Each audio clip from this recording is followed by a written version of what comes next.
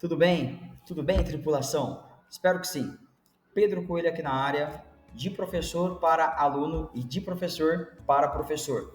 Uma sugestão chamada Diagrama do Jogo da Velha das Revoluções Inglesas. É um diagrama que ele tem como objetivo trazer um assunto central e 8 características. Meus alunos já conhecem, uma forma didática muito legal para a gente poder aprender. E aí um abraço especial aos meus alunos do Colégio Batista Brasileiro, especialmente do oitavo ano A, B e C. E aí, meus caros, um forte abraço para vocês aí. Bom feriado, hein? Está aqui na véspera de carnaval, né? Bora lá! Precisamos voltar um pouco. As revoluções inglesas, elas acontecem sobretudo no século XVII, mas precisamos voltar lá até o século XII, para a gente entender algo que era característico da Inglaterra, que era fruto da Carta Magna.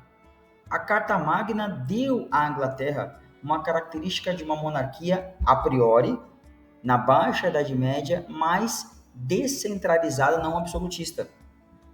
Não havia um costume, uma praxe do rei concentrar tantos poderes em sua mão, sobre o clero, nobreza, a burguesia, sociedade de modo geral, por conta de um documento do século XII chamado Carta Magna. O tempo foi passando e a dinastia Tudor, ela passa a reinar.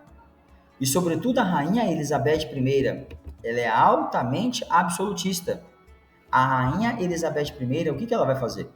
Ela vai impor à Inglaterra sanções absolutistas. Uma delas, o controle dos campos que agora estavam abandonados devido às crises que houve no século XIV, século XV, lá no sistema feudal, nos feudos. Esses campos agrícolas agora serão tomados e utilizados pela coroa inglesa como locais em que uma classe social chamada gentry, a gentry é a baixa nobreza. Você tinha a alta nobreza e a gentry é a baixa nobreza. Deixa eu colocar aqui do lado a pirâmide social da Inglaterra nesse período. Aí está. Aí está a pirâmide social. Deixa eu abrir a tela novamente. Isso, deu para ver um pouquinho melhor. Está meio ofuscado, mas é só ilustrativo. Na base da sociedade, você tinha soldados, camponeses, servos e também os burgueses.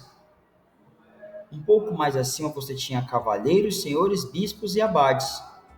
Aqui entra a gentry também. A gentry ela está logo aqui. Acima você tinha o alto clero, duques e condes, e os bispos também, chamados aqui de alto prelado. E acima de todos, evidentemente, você tinha o rei. A gentry ela se encaixa aqui, em nobres que não tinham os títulos de duque e conde, não tinham tanta regalia. E por fora de tudo isso, corria o parlamento, que vai atender aos seus interesses. Para isso, precisa ter o apoio da maioria, o apoio de quem os perpetua no poder. Vimos então que no século XII havia certas características mais parlamentaristas. Estamos falando aqui agora desse segundo espacinho que eu abri para vocês, que no século XVI a rainha Elizabeth I ela tinha mais características absolutistas. A gentry é ela quem vai controlar esses cercamentos, é ela quem vai administrar esses cercamentos, que são esses campos que durante a Baixa Idade Média pertenciam aos feudos. Agora a rainha Elizabeth I, com características absolutistas, ela vai tomar para si e ela mesma vai permitir que a gentry, esses nobres que não são condes nem duques, não são da alta nobreza, eles administrem esses lugares o cuidado, para o cuidado de ovelhas, e ali poder usar toda a sua lã.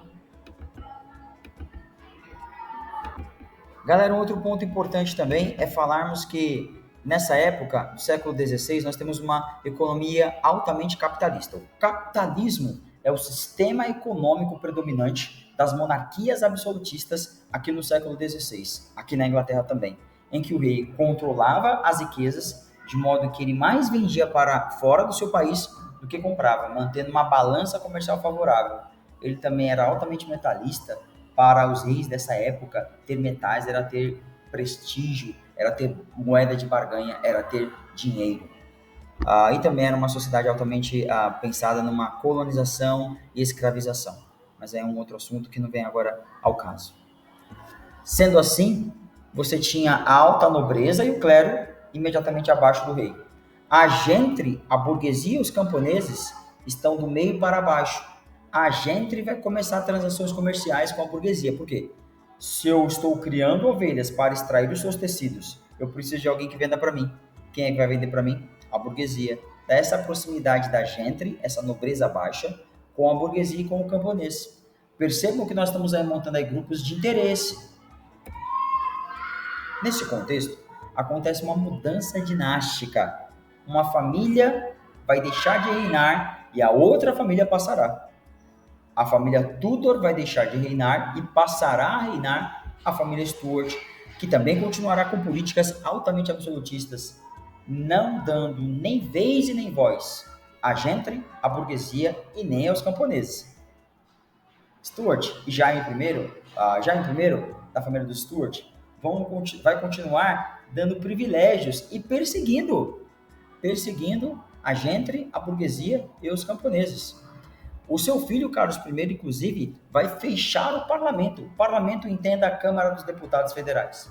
Porque o parlamento está querendo levar mais direitos civis, direitos de cidadão à gente, à burguesia, aos camponeses. E o rei, a alta nobreza e o clero vão ser contrários a isso. Então, Carlos I, descendente Stuart, vai fechar o parlamento. E aí, a confusão está armada. Fecha o parlamento, você vai ter de um lado puritano, que eram os protestantes da Inglaterra, a reforma protestante foi em 1517, né? Os protestantes da Inglaterra que estão juntos aqui, fazem parte dessa gente, fazem parte dessa burguesia, fazem parte desses camponeses. Você vai ter o parlamento aqui desse lado também. Então, de um lado você tem parlamento, gente, burguesia e camponês. Do outro lado você tem o rei, a alta nobreza e o clero. Pronto, a confusão está armada. O país está dividido. A guerra está estabelecida. E essa será exatamente a Revolução Puritana, quando os puritanos, juntamente com a gente e o parlamento, vão se voltar contra o rei, o clero e a nobreza. Será um grande conflito armado, altamente sangrento, que no final da história, os puritanos, a gente e os parlamentares, a ala mais republicana, a ala menos absolutista, vencerá. Vão colocar um homem chamado Oliver Cromwell como representante dessa nova estrutura, que é uma espécie de uma república. Com o passar do tempo, Oliver começa a se corromper também pelo poder. Ele faz uma administração altamente centralizadora. Também vai insatisfazer, também vai criar uma série de problemas com o parlamento. O parlamento, por sua vez, ele vai ter que se voltar contra o filho de Oliver Cromwell e vai então ter que reestabelecer uma monarquia. Agora não mais uma monarquia absolutista, mas agora uma monarquia parlamentarista.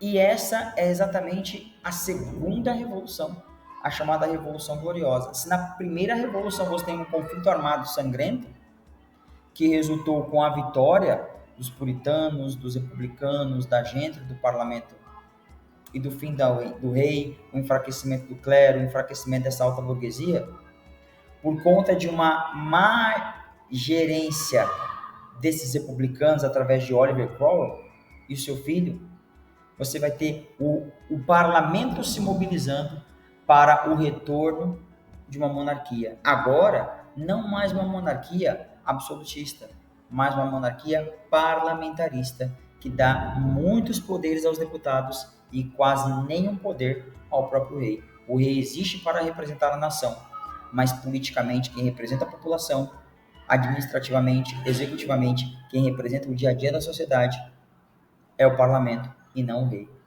Essa é agora a nova estrutura governamental da Inglaterra que perdura até hoje. Uma estrutura parlamentarista que começou aqui com a Revolução Gloriosa. Encerrando, todo esse movimento ele vai estar envolto de uma mudança socioeconômica chamada de Revolução Industrial. E aqui eu coloquei o desenho da Mary Poppins, que esse filme se passa durante a segunda Revolução Industrial. E a Revolução Industrial, a industrialização, ela está acontecendo nesse contexto em que houve as revoluções inglesas, puritana e a gloriosa. Até o próximo vídeo, meu caro aluno. Um abraço, tchau. Fala, turma. Tudo bem?